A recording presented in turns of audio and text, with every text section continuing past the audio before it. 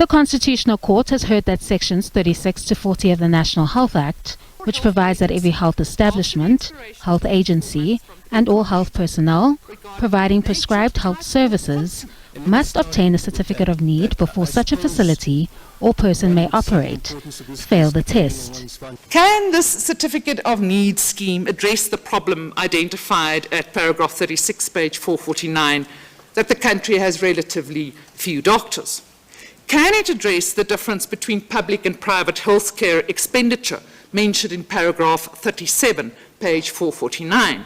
Is the scheme responsive to the problem identified in paragraph 41, page 455, that there is a dearth of healthcare establishments and healthcare personnel in particular areas?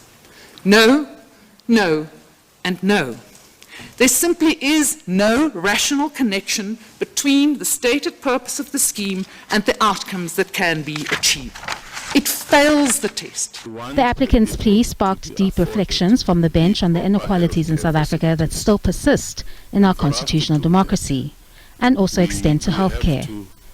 This was against a submission by government respondents that the said sections serve a legitimate government purpose, which is to ensure broader and equitable access to healthcare. Counsel on behalf of the Solidarity Trade Union and others, however, held a different view. If we want to achieve a good purpose, then we must adopt the appropriate means to achieve that. When you, Justice Matopo, speak about the fact that there is not a hospital in Soweto, whose failure is that? Is that the failure of the private practitioners? Or is that the failure of the government 30 years into democracy, not having built a hospital in Soweto?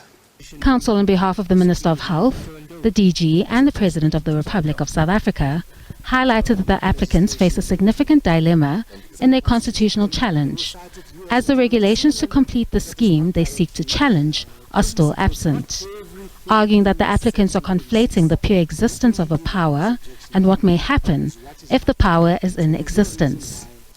On principle, on first principles, they're entitled to come to court and say this legislation, on the face of it, is unconstitutional.